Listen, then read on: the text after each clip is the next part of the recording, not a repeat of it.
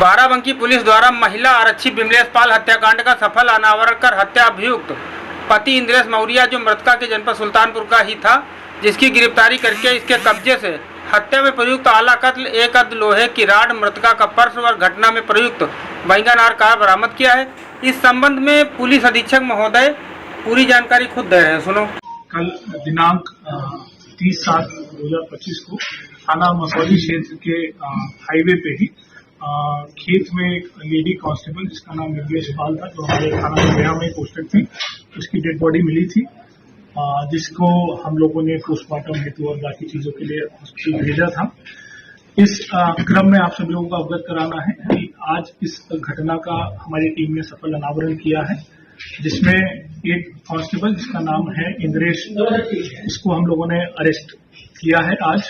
और इसमें जो पूरी पूछताछ हुई है, पूरी जो जानकारी हुई है, उसमें ये घटनाक्रम सामने आया है, जिसमें ये जो दोनों लोग हैं, जो लेडी कांस्टेबल और ये जो जिसने घटना कारित की है इंद्रेश, इन दोनों ने पिछले साल कोर्ट में शादी करी थी। इसमें विमलेश ने पिछले साल इस पे बलात्कार का मुकदमा लिखवाया था। उसके बाद इन दोनों ने कोर्ट मैरिज कर ली थी और वो बलात्कार के मुकदमे में क्लोजर रिपोर्ट लगी थी, लेकिन शादी करने के बावजूद भी ये इसको पत्नी की तरह साथ नहीं रख रहा था। और जो ये लेडी कांस्टेबल थी, इसका ग्रीवांस यही था कि मुझे पत्नी की तरह ही साथ में रखो और प्रॉपर सारा फंक्शन वगैरह हम लोगों का होना चाहिए। इसी को लेके ये परेशान रहता था, क्योंकि ये इसको पत्नी के तौर पे नहीं रखना चाहता था। और इसी क्रम में इसने ये प्लानिंग करी कि इसको कैसे मार दिया जाए, क्योंकि ये यहाँ पहले भी पोस्टेड रहा है। ये जो व्यक्ति है इंद्रेश, यहाँ पहले बाराबंकी में ही पोस्टेड था, तो इसको सारे रूट वगैरह पता थे और इसको टाइमिंग भी पता थी कि कब जो रोड है वो सुनसान रहती है, कब पुलिस की ड्यूटीज कहीं और रहती है, कब ज्यादा व्यस्तता रहती है।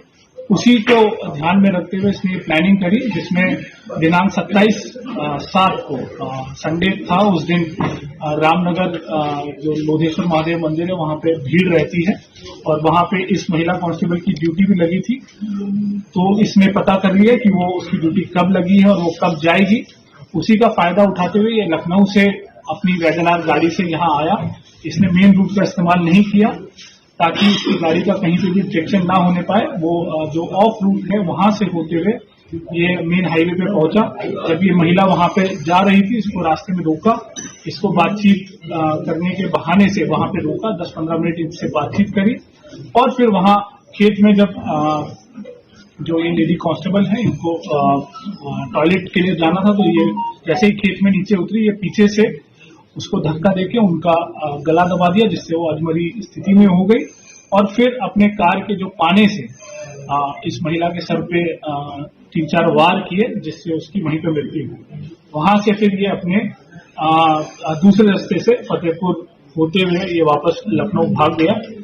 और इसमें इस व्यक्ति पे किसी को भी शक ना हो, इसके लिए इसने लगातार उस रात के बाद से इस महिला के फोन पे वो लगातार मैसेज करता रहा, ताकि वो अलिबाई क्रिएट कर सके कि मुझे भी नहीं पता है कि मेरी पत्नी कहाँ है और मैं खुद उसको लगातार फोन कर रहा हूँ।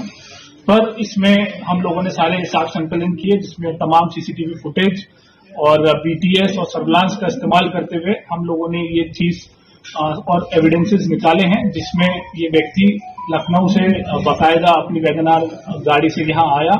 करीब हमारे पास 5 फुटेजेस भी मिली हैं, जहाँ बीच में ये जाता हुआ दिख रहा है, और फिर घटना कारित करने के बाद भी हमें सीसीटीवी फुटेज मिली है। इसके अलावा जो इन लोगों की आपस में उस घटना वाले दिन की जो बातचीत है, उससे भी काफी हमें क्लू मिले हैं, जिसमें इसने शाम को 7 बजे इस महिला से बात करके उसकी लोकेशन ली और फिर अपनी प्लानिंग उस हिसाब से की। ये चीजें मोटी मोटी निकल के आई है और इसमें हमने जो घटना में प्रयोगकार है वो बरामद की है। जो उसने पाना यूज किया था वो बरामद किया है, और मृतका का जो बाकी जो पहचान पत्र इसके पास थे वो भी हम लोगों ने इससे बरामद किए। ये जो घटना है, इसमें हमारी सर्विलांस एसओजी और थाने की टीम ने काफी मेहनत करके काफी चीजों पे एक साथ काम करते हुए 24 घंटे के अंदर अंदर ये घटना का सफल अनावरण किया।